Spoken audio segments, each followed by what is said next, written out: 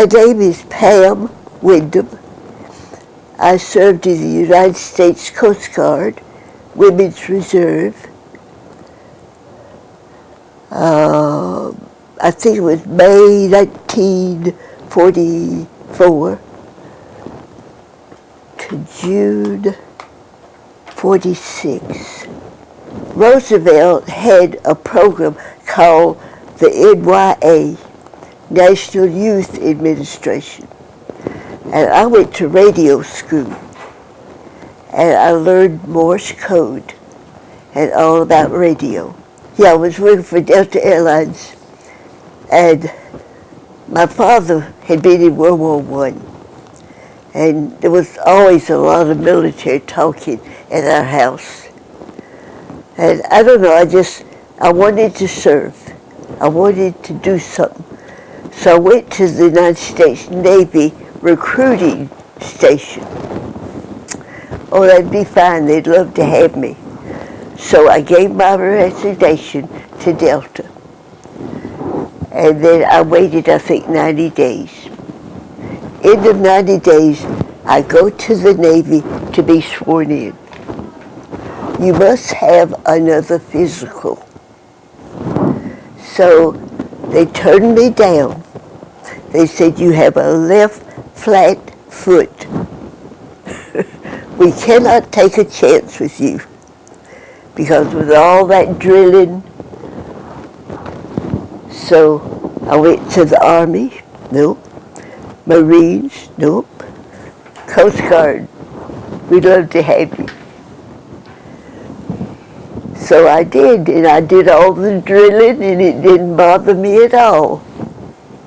Because see, women had to be 20. So when I came back from, I worked at Shreveport with Delta Airlines, and when I came back after my resignation, I put my paper on the dining room table, and I told him, I said, Dad, now you got to sign that for me to go in. The very last day that I was to leave, he finally signed it. I did boot training at Palm Beach in the middle of the summer. You can imagine what that was. We would drill and we would be wet, soaking wet. And you could not use the elevator. No. We were at the Biltmore Hotel. I think we were almost to the top floor. But don't use the elevator. Had to go up the stairs. I copied Morse code. We had 2 positions down at our Coast Guard station. And I was at the first position. And I copied code. You had to, wear the earphones. You had to put something in your log every 20 minutes. You had to, whatever you heard, you had to write it down there. You had to type it down there. And I heard a lot of SOSs. They were probably in need of something. They could have been hit, I don't know. But we were instructed to get that SOS message to New York as fast as we could. You wanted to go. You wanted to go. We had a neighbor that told my dad, he said, how in the world can you let Pam go off and do a thing like that? My dad said, well, this is what she wants to do. And I'm behind her. Because he himself, I think what happened to him in World War I, he lied about his age. His brothers were in, and he wanted to go, so he lied about his age. This was made at Charleston. At Charleston, our barracks was on the Sumter, Lake Sumter, out there, and as I said, we could go to we couldn't go to Fort Sumter. But anyway, they must have leased one of those huge, big, beautiful buildings, homes. That's what it was, home. I want to tell you this story. We got to Palm Beach, West Palm, and we were assigned our rooms. There were 6 of us in a room. I had to get a top bunk. I don't know why I couldn't have had a bottom bunk. Anyway, the coxswain comes in and says, everybody down the hall, we'll show you how to make the bed. We go down there, she makes the bed, gets it all, real tight, gets in her pocket, gets a coin, bounces that thing on the bed, it goes way up and down. She said, now that's the way I want it. And I thought, I will never make it. Well, the thing about working at the Coast Guard station, I had a schedule, and I had to write it down or I would forget it, because it was 6 hours on. That I sat at that copy and go, 6 hours. 6 hours on, 6 hours off, 6 hours on. 12 off. We go again. 6 hours on, 6 hours off, 6 hours on, 24 hours off. So I got tired of calling and telling them to send the bus to pick me up to go to work. So I bought a bicycle.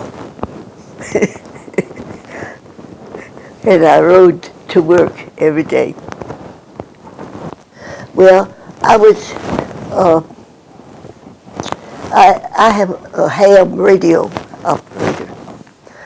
I have a license, and I had a station, and that Sunday morning after I got back from church, I sat down to talk to someone, and that afternoon we found out. So that was the end of the ham radio. You didn't get on that anymore. See, the war was on then.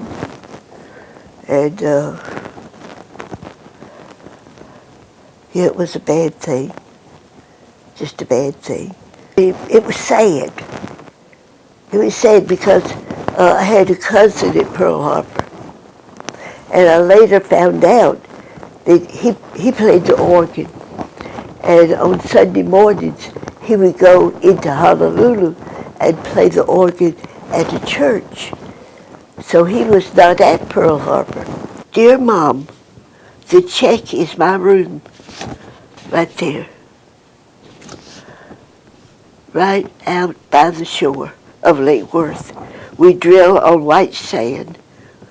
We got up at 5 o'clock this morning. Had scullery duty. Not so bad. You just sweat and sweat. We did calisthenics yesterday and went swimming. Sure did enjoy it. Right. Love, Pam. Well, in Charleston, we were near the beach, Myrtle Beach, and there was not a thing at Myrtle Beach, which I'm sure there's now. And we would go to Myrtle Beach. There was 3 of us girls that were very close. I worked at the Coast Guard station, but the 2 other girls worked at the Coast Guard, it was a building, and they worked teletype, whereas I copied the Morse code, and we were close. We were allowed to get an apartment at Charleston. We got an apartment, and we would go out with these 3 boys, three sailors that we knew. They had a car, and we would go out with them. Well, I've always been proud that I was allowed to serve. Because, like you say, a lot of people did not know women served, but they did. And I mean, I'm glad to be known as a veteran. You know, I'm a veteran. People call you and want money, you know, the veteran organization, and I tell them, I say, hey, you're talking to a veteran. So, no, I'm proud. I'm very proud to have served. I think they came in when we were working and said the war was over. And we just hooped and hollered and everything. So it had to be done. It had to be done. We would have been terrible. It would have been terrible if we'd invaded Japan. We would have lost thousands and thousands of people because they were ready. How we bombed all those cities over there. City after city we bombed. Thousands of people. It's a terrible thing. And if we had been allowed to invade Japan, it would have been terrible. So I think Truman did the only thing he could do.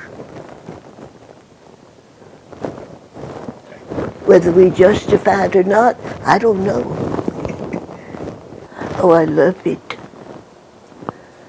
I love it. I have a cap, the United States Coast Guard. And my friend Ann, I got her one, United States Navy, and we wear them. Everybody looks at us. Well, first I think about all the young men that gave their lives. They would be living now. They would be, you know, family. But now, you know, they're all gone. They gave their lives for us. That's what I taught fourth grade, and I would tell my children, I'd tell them all about this. You know, how we ought to be thankful that people gave their lives for our freedom. I mean, if their parents don't tell them, nobody ever will.